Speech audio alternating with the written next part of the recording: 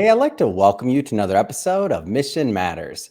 My name is Adam Torres, and if you'd like to apply to be a guest in the show, just head on over to missionmatters.com and click on Be Our Guest to apply. All right, so today I have Patrick Laing on the line. He's founder and CEO at Certainty Management and also host of a show on Voice America, which is new. It's recently launched, and we're definitely going to talk about that. So, hey, Patrick, first, just want to say welcome to the show. Happy to be here, Adam. Thanks. Okay, Patrick. So I'm excited to get into Certainty Management, of course, your firm. We'll talk about the new radio show. Congrats on that. And of course, we will talk about the new book that you'll be launching with Mission Matters. And just for all the audience, just so you know, this will be the first of a two-part interview that I'll be doing with Patrick. So today we're going to skim the surface a little bit on the book, but we'll bring him back to do a deep dive once the book is live. But we'll start this episode, Patrick, the way that we start them all with our Mission Matters Minute. So, Patrick, we at Mission Matters, we amplify stories for entrepreneurs, executives, and experts. That's our mission. Patrick, what mission matters to you? Well, we are by trade a cost reduction firm. And so our entire focus is to help increase profitability for our clients. We use the mantra profitability, protection, and purpose because we help increase our profitability through our cost reduction work, through our deep discount benefits, et cetera, et cetera. But we also use what we do to help raise funding for nonprofits. We realized we could do more than just make an income. We can make a difference. So we can literally raise unlimited zero-cost funding for any organization in need. So if we have a mission that matters, it's to help strengthen our clients and help strengthen our communities in the process. It's great. Love bringing mission-based entrepreneurs on the show to share why they do what they do, how they're doing it, and really what we can all learn from it so that we can all benefit and grow together. So again, great to have you on. So I want to go a little bit further back in your career to start us off. Where did the idea of entrepreneurship or being a business owner, where did that start for you? Well, I actually grew up in a family business. My parents were entrepreneurs for a long time.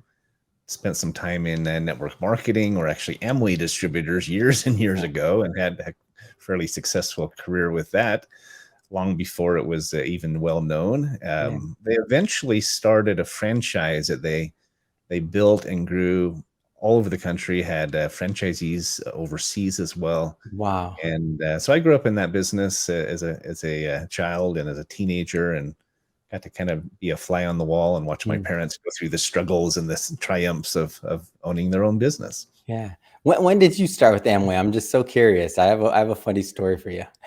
I didn't ever do it myself personally, but my parents were in it probably in the 70s. I mean, it was. Yeah, I'm a big right? Amway fan. I remember that was one of my first really, I would say, exposures to other business people. And I was really young. I mean, I was in seventh grade, and I remember my parents were they were approached to see if they wanted an opportunity, and they're like, "Adam, do you want to do this?" And I was like, "I'm in. Come on!" So I remember selling all of my parents' friends and everybody else different Amway products, and I was getting paid. And obviously, the distributorship was not under my name. It was under my parents' supervision and all the way it's supposed to be. But I remember making my first little coins with Amway. So I have a big affection for that company and the leaders within it. I mean, it's just great people. Well, they do or did a really great job of building a sales force, right? Of inspiring people and helping them dream the dream and so forth. They did a lot of things well. I think everybody's had good and bad experiences with being invited to a pool party or a barbecue and finding out it's an Amway presentation. But there's a lot of good things that came out of that business, and they made many millionaires. So they're still one of the largest, most successful direct sales organizations in America.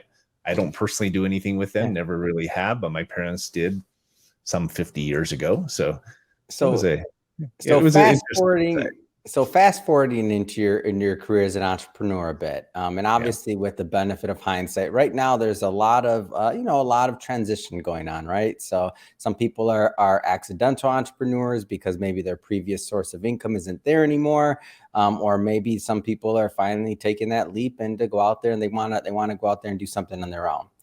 So obviously, a lot of transition going on. What kind of things, with the benefit of hindsight, would you say to that next group of entrepreneurs that's going out there and really trying to stake their claim? What kind of advice would you give them? Well, our show we just launched that you mentioned, Finding Certainty, it Mhm. focuses on two main pillars, and in effect answer this question. The first Mhm. is that small businesses and entrepreneurs need to be willing to evolve. They need to be willing to think outside the box and consider new technologies and new relationships. You're not going to get anywhere if you're stuck in a rut, or if you're Yeah. closed-minded. And so that's the first thing. I mean, there's some phenomenal technologies today that can automate your marketing and can outsource your the typical work and time-consuming things that you Mhm. you can pay someone a minimum wage to. Find a virtual assistant that can help with that. Yeah. There's things that you can do to make it much more likely that you'll succeed at business today. Mm. And the second thing is you have to work with others. You have to link arms. And I'm a Mhm. firm believer we need to work together more in our country. There's a big, we spend way too much time and energy focused on our differences, but there are a lot of things we have in common. We all agree that we want small Mhm. business to succeed, right? We want nonprofits to thrive. We want our kids to be Mhm. safe at school. And so if we can think outside the box and be willing to change and evolve and grow and work together to get there, we can Mhm. accomplish some amazing things to increase the likelihood that when someone goes into business, they actually succeed at business. Mm. Well said. And while we're on your radio show, I want to go a little bit further there. So, Finding Certainty on Voice America. Tell me a little bit more about the vision for your show. I believe it's recently launched. Yes.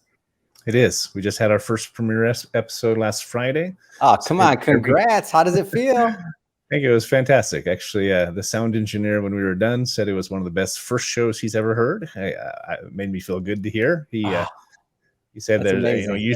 usually people stumble and they're nervous, and I've been interviewing people and managing teams and running sales meetings and so forth for 30 years. So it's a pretty easy transition for me, but I felt like, yeah, I have a lot to learn. I'm sure they'll continue to get better, but we had a good time. So Well, lucky you. My first episode was terrible. It's still out there. I was so scared. I interviewed the other co-founder here, Shirag. I was like, Shirag, you're the first one. I don't know how to do this. We're going. And he was a that's good awesome. sport. He's like, all right, we're doing it. It always helps to interview a friend, right? Yeah. They're So, going to so cut let's you get some back slack. into the vision for the show. You mentioned the two pillars, but let's go a little bit further for the concept. So tell us a little bit more about how you plan to evolve the show. Yeah, the show came about because I was a guest on another host show. His name is Frank Hellring. He runs a Voice America show called Business Buzz. Hmm. And when we were done, he said, your message of empowering small businesses and helping give back to nonprofits in the process, he said, I think that message would resonate. He said, I think Yeah. you'd be good on radio for one thing, but I think that message is really something people need. They're Hmm. looking for answers. They're looking for certainty, which is our catchphrase. Our company is Certainty Management. And so he said, I can get you an audience with the general manager if you want. Let's see if they like the concept. And long story short, they did. We got a unanimous approval from the Hmm. board, and we decided to put together the show because small businesses are in crisis. We've Hmm. lost 50% of our nonprofits have gone out of business. There's Wow. a third of the restaurants in New York have closed their doors. I mean, the list Hmm. goes on. And yet, small business is not small. We're 50% of the GNP. We're 85% of the hiring out there. Hmm. So we're a massive force. It's underrepresented in Washington. We need help. And so we wanted to put together a show that can help provide some resources, some insights, some experience. A Hmm. lot of it learned from the hard knocks of of entrepreneurship, and help shorten the learning curve for Yeah. businesses out there. That's ultimately what it comes down to. We want to help more of them to be successful, because if we can strengthen them, we strengthen our Mhm. communities, we strengthen our nation. And I feel like you hosting this show, not just because of, your talent in running meetings and things like that for 30 years, but you have a unique vantage point because you're working with small businesses through Certainty Management like every day.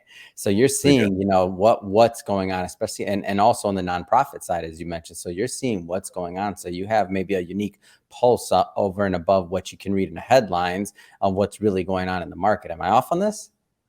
No, you're absolutely right. Part of the vision of Voice America is to have real businesses running real talk shows. And so they Yeah. want to have people who are in the trenches, right? People who are really out there doing, not just talking about something, but actually talking about what they're doing. And so, I grew up in a family business, as I said. I've owned my own companies, two different consulting firms, done Yeah. my fair share of sales and marketing, been in Mhm. management within corporate America and small business. The variety that I've had throughout my life has given me Mhm. a fair amount of insight, right? I've made a lot of mistakes. I've had some phenomenal mentors. All of that combines to give me some unique insights. We've got some really extraordinary guests coming on the show that are far more talented than me, but I'm going to open up their brains and get them to share. And it's I think it's going to be a really valuable resource, and it's going to be a lot of fun too. I mean, it's fun interviewing people and So sharing now so their now that experience. you're on the other side of the mic, what would you tell to those that are out there watching this that have always considered it, but just have never taken that step or that leap? And I don't mean it has to be a radio show. It could be a Facebook Live. It could be a podcast. It could be whatever. But for that person that has that message or that thing that they want to get out there, but just haven't really taken that step, like what kind of things would you tell them? Well, first and foremost, it's all about your listener much more than it is about you. I Mm, asked Frank on our premiere episode Friday. I said, I asked him about his 1 minute elevator speech. What does yeah. he say when he meets a new person? And I loved his response because he said, it's all about them. He says, I want to get Mm, to know them. So I ask a lot more questions than I do mm, talk about myself. He says, we have to remember we have two ears and one mouth. We have to remember that it's all about relationships. And so that's the first thing, is really be interested in other people and learn how mhm. to be a good listener, right? Learn how Yeah. to ask good questions. I struggle with that because I like to talk, right? And so I think anybody in sales, we tend to forget that equation of two ears and one mouth. But if Mhm, we can remember that and do a better job at being a more active listener, I mhm. think that's a really good start. So So I want to jump around here a bit. Let's get into the book. We'll spend a little bit of time on that here today. So I'm really excited to have you in upcoming Mission Matters Business Leaders release. When I saw your background, when I saw what you've done and how you're helping business owners, I think I had a lot of the same inclinations that Voice of America did when they discovered you. They're like, oh my gosh, like this is perfect. Like we have to get this message out there. We have to amplify this story and these words. So that was my initial feel. So first off, for the book, what's your concept for the writing in the chapter that you'll submit? you know this, but the chapter that I wrote is focused on accountability. Mhm. I think it's one of the most important principles for any business owner, any parent, any significant other, any employee. We talk about how we can. It's easy to fall into what we call a victim cycle or a victim Mhm. mindset, where we're pointing fingers, we're passing the buck, or Mhm. even just paralyzed by saying it's not my job, or I don't Yeah. understand, I don't know what to do. These are all victim patterns, Yeah. and it's really essential that we avoid that. And they're going to happen, right? We all Mhm. do it at times, and we get put in situations where we feel out of control or we feel overwhelmed. Mm. But I talk about how one of the most important questions we can ask is, what else can I do? Right. Where we see a problem, right? We have to own it. We have to do it. Actually learned this principle from a book called The Oz Principle. Mm. It was taught by a group called Partnerships in Leadership, who are absolutely fantastic. But so I can't take credit for it, but I've applied it in my own career and seen extraordinary results from this simple yet powerful Mm. principle of asking, what else can I do? And sometimes it's you need help. What you need to do is turn to someone else who's better at that area, who has more Mhm. experience. That's not being a victim. that's actually empowering to admit you don't have all the answers and you need a hand, so that's what I talk about in the chapter. I talk about really hard experience I went through with an employer, and I talk about just some of the lessons I've learned throughout my life that have further cemented or further highlighted that principle of accountability. Yeah. And I think we'll pause there on that one because, as I mentioned, we've probably given too much, but as I mentioned to the audience, we'll be bringing Patrick back on the show after the book is live, because yes, we do sell books and we want you to pick up a copy. So we'll bring Patrick back on, and we'll also do a deep dive further into his writing and concepts that he submitted to the book and to the upcoming book series. So again, TBD on that one. Let's get into certainty management. So you mentioned cost reduction firm, but let's go further. So tell us a little bit more about the firm. Sure. So we originally were a cost reduction provider in one specific space. We work specifically in imaging contracts. These are your printer contracts, your copiers, your scanners. Sounds about as exciting as watching paint dry, right? But business equipment is this multi-billion-dollar arena there's no real checks or balances. It's an unregulated industry. And so we know from years of experience that most customers are being overcharged. They're paying significantly more than they have to, and we know how to fix that. And so our core product, the company was started about 10 years ago. And that's all we did was we analyzed printer and copier contracts over the last since 2013, over the last 10 years. Us and our partner in that space, a company named Nuclo Group, we've seen over $240 million of hardware contracts influenced. We average 30 to 60% savings for our customers. We can literally look at their existing. Let's not glance over that. That's significant. Did you say 30%? 30 to 60%. Yeah. Wow. We can literally look at their contract and cut it in half in most cases. Wow. And it blows their mind. It blows their mind. So yeah, my mind's blown. And how's that? And that's just based on the inefficiency of it all, or like how's that possible? Like, how does that work? It's a number of things. It really comes down to three things. We know what to look for and what to change in their contract. There's usually a lot of fluff. There's terms and conditions that can be changed. There's addendums that can be added. So we know what to change. We also know who to go to and how to ask for what we need. We work with over 400 vendors and manufacturers in this space. They know who we are. They know that we know what they know. And so it changes the conversation completely. They don't try to play games with us. It's not even what I call negotiation, because all the cards are on the table.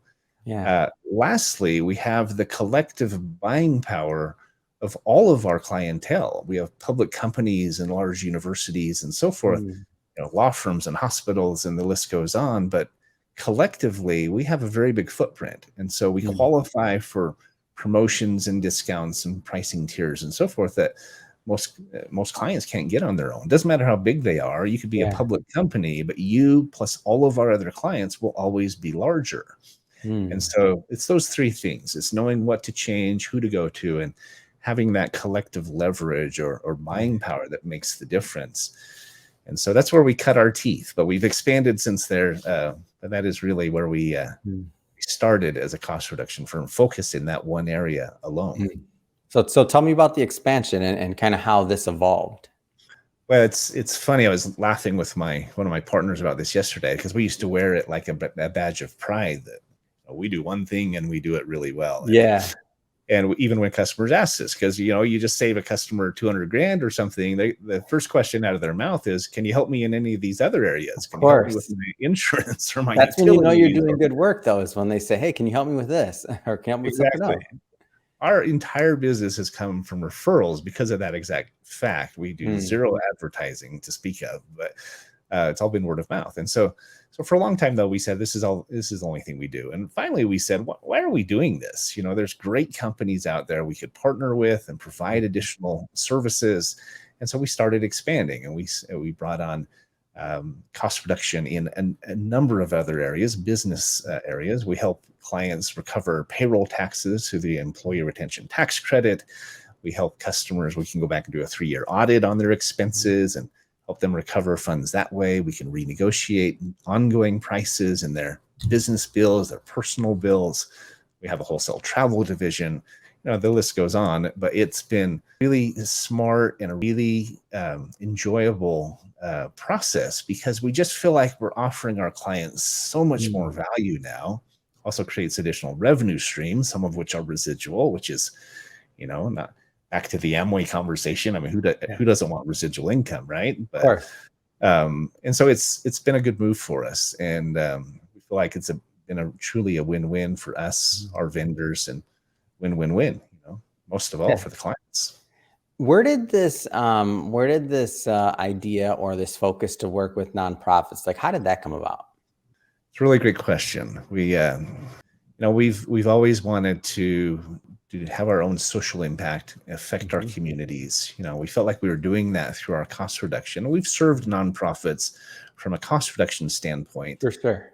But we were sitting I can remember the day, we were sitting at a table in a cafe up in the mountains, Rocky Mountains, looking out over Salt Lake Valley and up in Utah. And we were with the development director for a nonprofit named Operation Underground Railroad. Fantastic organization. They help combat child sex trafficking and slavery, and they're just amazing. But we were talking to him about how we could lower their costs and put some money back in their pockets. And he said, it was him who said, I don't think you're even scratching the surface of what you could do for nonprofits. Wow. He said, you could use what you're doing to help raise funding for nonprofits. And I mean, the hairs were standing up on my arm, I'm telling you, as we were talking, because I believe it was inspired. I feel like it was given to us, right? And our whole Certainty Partners program, which is what we call it, evolved out of that conversation to where now we come in, we do work for nonprofits, we donate a portion of the earnings back to them. If they refer us to a board member, for example, or a donor, we do our work for them. We donate a portion, as much as 50%, back to the nonprofit. And we encourage the donor to match our donation. So it could literally be 100% of our earnings on a job that gets channeled or directed to the nonprofit. Now, this is a new program for us. I wish I could say we've been doing it for 10 years. We have hundreds of examples, but it's a new program that is getting a lot of feedback. And we're talking to some of the largest nonprofits in America about how we can literally raise them unlimited zero-cost funding, and getting a lot of positive press, a lot of feedback. People are very excited about it, and we're pretty excited about it too. So, man, that is exciting. And if you look at the possibility of that, and what's interesting is sometimes an idea, like I like how you kind of some of the theme that you've been weaving through this entire interview is the idea of being able to evolve or to adjust as an entrepreneur, right. Not just for different like economic environment things, but also just to add value, like to think about your core mission and what it is and how you choose to add value. So the growth out of which, by the way, I love the idea that you said we do one thing and we do one thing great. I think that's a good thing, because many go the opposite route and they try to do many things, and it maybe not always the best on those many things. So if you can master one thing and then branch out, to me, that's always my preference. But now that you continue to branch out and continue to find different ways to add value, I just think it's exciting. I think it's exciting to see what happens next, especially working with these nonprofits. Yeah, it's I started to say how I wish we could say we've been doing this for 10 years and it's a proven model, but what's encouraging is that it is founded in work that we've done for many, many years. We know that it works. It's not a question of will this work or not. It's based on a proven model. We know we can come into an organization, cut their costs. It's at zero out-of-pocket cost to them. There's no upfront costs, no out-of-pocket costs. We're paid out of the savings, and they literally don't even have to change vendors. So There's zero Yeah. downside to these customers. And so it's this brilliant model, not to toot our own horn. It wasn't our idea, Yeah. but it's just this brilliant model because see, most cost reduction comes at a cost. People have to cut out payroll programs or God forbid Hmm. people. With Hmm. ours, we call it no downside cost reduction because they don't have to pay anything up front, anything out of pocket. They don't have to switch vendors. Right. In most cases, they come out of it with an updated fleet of devices or an updated relationship, better terms and conditions, more money on their bottom line. There's just literally zero downside. And there's zero chance of it going wrong because they already have these relationships, Hmm. right? All we're doing is getting them better pricing, better terms, and educating them a little bit on how it could be working better for them. So Hmm. we've never had a customer that was upset at us or had a bad experience. That's why we get so many referrals. Yeah. It's kind of a perfect storm when it comes to business. We have no inventory, we don't have overhead, we just have happy customers, and so it's kind of crazy, to be honest. What are some of the, or I should say, what are the types of companies or firms that get the most value out of working with you and your team? I mean, whether it's size or industry, is this only for enterprise? You mentioned publicly traded or middle market, or is the small business fit in this equation as well? Like, how does that work? Well, it does. With the uh, imaging technology contracts, the larger the company, the better. Mid and large organizations, because the more devices they have, the bigger the contract, the more we can do. But a lot of what we do is really ideal and really focused on the small to mid-sized companies. Our Mm. cost reduction is great for them, right? We have a benefits division where I can provide deep discount benefits for Mm. 1099s and gig workers and sole proprietors or small Mhm. businesses with 5, 10, 20 employees. There's a huge problem in America where Mm. many, about 50 million about 50 million Americans have Mhm. no insurance, right? Or they're Mhm. underinsured. It's not because they don't want it, it's because they can't afford it. Mm. The average income is about $3,600 a month in America, and the average family insurance policy is 1,200. How do they Mm. pay for that, right? So we have options that can give them unlimited access to Mm. a physician, $10 copays for less than $100 a month. And I have Mm. a mental health plan. It's $30 a month that they can have as many counseling appointments as they need, zero deductible. Now, Mm. that's a big need in America today, especially coming out of COVID. And so we've negotiated these programs that are affordable, that are streamlined, that are simple, they're robust. And it's one of the ways that we're again creating more certainty in our customers' lives. It's absolutely fantastic. We're very excited about that side of the business, Mm. and we're just trying to make a difference. We realize we could do more than make income. We could make a difference. We could do more than do business. We could do some good. That's what we're Mhm. trying to do, and it's working. So It's great. It's a great story and one that I'm happy to bring to my audience. Lot going on. Of course, new book you're launching with us, new radio show with Voice of America, helping business owners, your nonprofit program that you're also working through. I mean, what I have to ask, what's next? I mean, what's next for you? What's next for the company? well, we're doing a lot, right? We're getting the word out better and better. Mhm. When we just worked in imaging contracts, it was all word of mouth. It's a fairly complex process. What's the word? Process, right? Yeah. It takes some time. We have to get multiple bids. We work with different vendors. It can be a long process to close those jobs. Hmm. With the other services that we're providing, like the business and personal cost reduction, the Hmm. benefits, and these other things, there's a very large market for it. We can do it very quickly, Yeah. creating residuals and other things like that are a benefit to us, a benefit Hmm. to them. And so our company's evolving into a company where we want to get the word out, not just on a word of mouth basis, one at a Hmm. time, but to the masses, because we Mm. have services now that can help every American out there. We have clients across the US and Canada, but we can literally help every one of them, not just those Yeah. bigger organizations that have a contract that's for their printers and copiers, and we can help them save $1 million. That's a much smaller niche or a much smaller segment in the market than benefits that even a part-time employee on minimum wage could afford, right? That is a massive market, and there's a massive need out there for it. And so in that sense, our business is evolving, just being able to offer more to more people.